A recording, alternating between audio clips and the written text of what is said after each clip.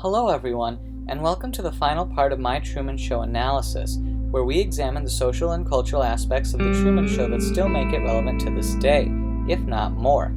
Throughout the series, we have examined color, consumerism, and existentialism in the context of the Truman Show. Now, we reach the last and most complicated piece of the Truman puzzle: religion. Thank you all for being so patient with me putting this video out, as it took a while to think of a way to eloquently structure it. This video will show no religious bias and instead intends to show how religion in the Truman Show is portrayed. So, with a topic this big, where do we start? Well, let's get the obvious symbolism out of the way. Truman is the true man, the one person living a genuine and honest life on Sea Haven Island. His whole entire world was created by a man called Christof. Benson Y. Parkinson of the Association for Mormon Letters believed that Christof, or Christof off Christ, was representative of Lucifer in his lust for glory and control of others.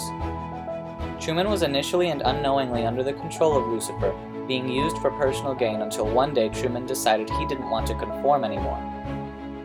However, on the other hand, there's the interpretation that Christof is of Christ, or short for Christopher, which means carrier of Christ. Therefore, he carries the name of Christ by acting as God, making Truman Adam, a simple man who is tempted to leave his paradise by his Eve, Sylvia. This is bolstered by the evidence that Christof built all of Sea Haven Island just for Truman, in the same way that God made the Garden of Eden just for Adam and then Eve. In fact, this movie makes a lot of biblical parallels, not just Adam and Eve. It parallels with Noah and the Ark as a story of how one man tries to make a big change in a world where no one believes in him. It parallels the story of Job with a comparison as to how everything that happens to Truman, both good and bad, are a result of his God's will, which he blindly accepts for almost 30 years. However, the biggest comparison of all might be Truman as a metaphor for Jesus.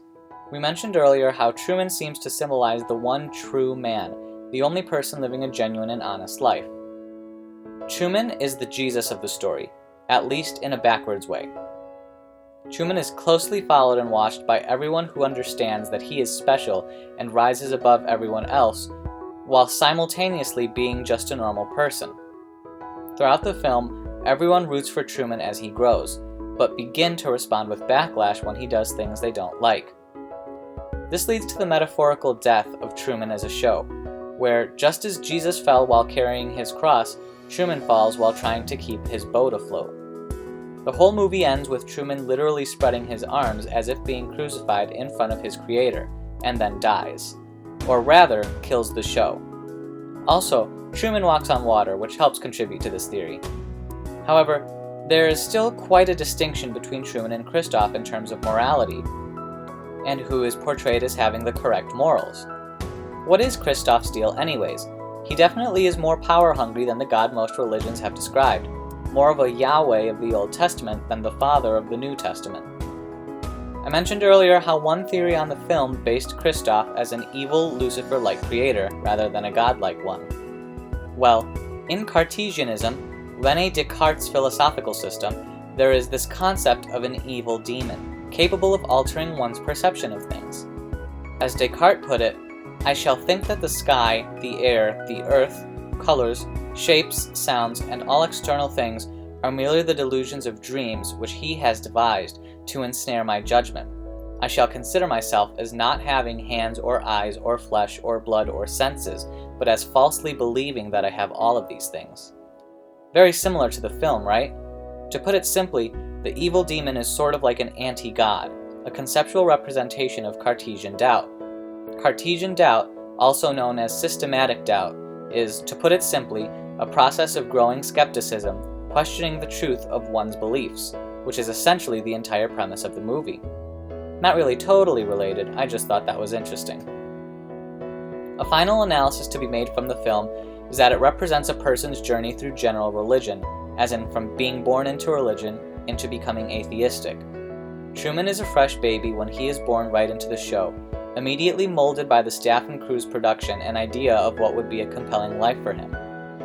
He begins to get suspicious, or lose faith as we would put it in this context, and ultimately decides that he'd rather make his own decisions and create his own reality, rather than let someone else do it for him.